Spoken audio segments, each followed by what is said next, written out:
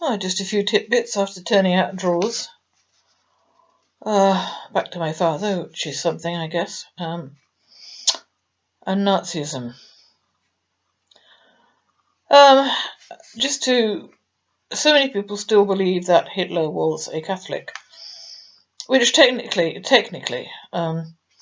he was baptized Catholic and he was never excommunicated, and all that. So, however, that's not what he believed. And it's most of all, it's not what Himmler believed.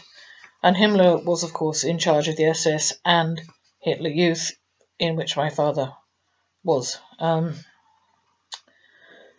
devised new festivals to take the place of such Christian events as Christmas and Easter. He wrote out baptism and marriage ceremonies. That's interesting to me. What kind of marriage ceremonies? Though he believed polygamy would best serve the interests of the SS elite. He even issued instructions on the correct manner of committing suicide. I'd like to know what that was. But he believed in polygamy. Given the number of women that my father had and tried his best to avoid marrying legally, that really does interest me.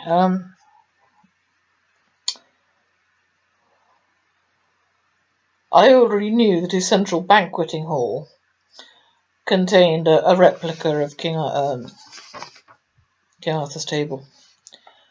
I knew that for a lot of reasons. My 8th birthday comes into one of the reasons, which was in my book. It was too cryptic.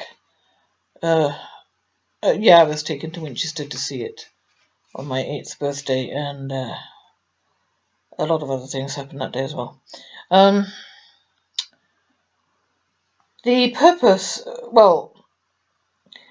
the round table had 13 throne-like seats to accommodate Himmler and 12 of his closest apostles, in inverted commas, making, as some occult writers have pointed out, a coven of 13. A coven of 13. This is Himmler, okay, not Hitler, but in charge of the SS, in charge of Hitler Youth. At special SS-run boys' training academies, the Yule Festival was celebrated, not as the birth of Christ, but as the rising from his ashes of the sun child at the winter solstice. A 20th century variant of the old Sol Invictus cult, to which Constantine had subscribed 1,600 years before.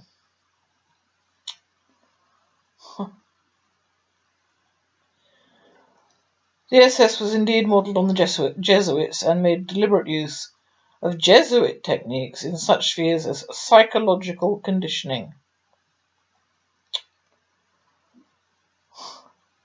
Derived much of their structure and organisation from the still older military religious chivalric orders like the Knights Templar and the Teutonic Knights.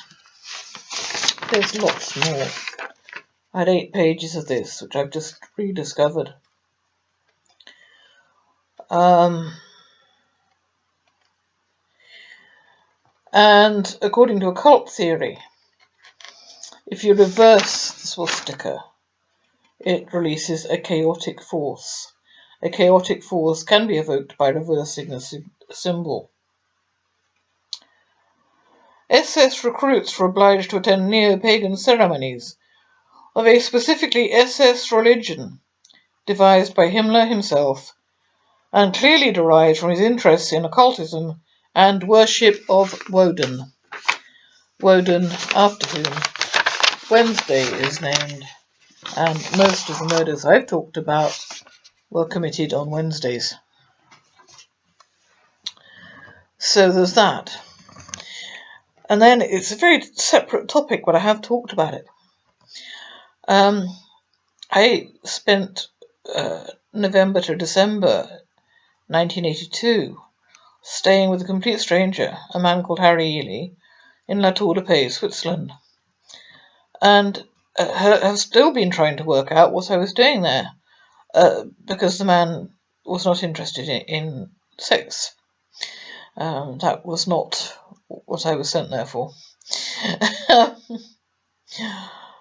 I have described playing Machiavelli with him, which was a card game he taught me, and I have speculated on the symbolism of Machiavelli. And I have also described looking through his photo albums of his horse racing days. And I'd forgotten that quite apart from horse racing, Pat Edery gets a mention. I'm pretty sure Pat Edery, I should have checked this before recording, Pat Edery rode a horse called Pyre in the Oaks in, I think it was like 1967. My great aunt, who knew people, also knew people in the horse racing world, supplemented her meagre income by betting on horses occasionally, and she always had good tips. Mind you, I could have sworn I picked out Pyre on my own at 20-1 odds. Nice. And she came in first. Reasonably certain that Pat Edery was the jockey, though, and Harry Ely knew him. Makes me wonder about connections between Harry Ely and my mother's side of the family, which I had wondered about before. Not my father's, my mother's.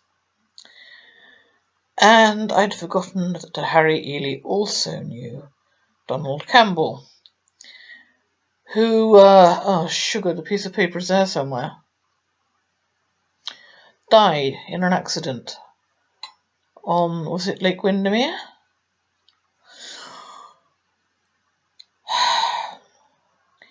Just remembering on other famous people that Harry Ely knew, and who may also have been connected to my great aunts.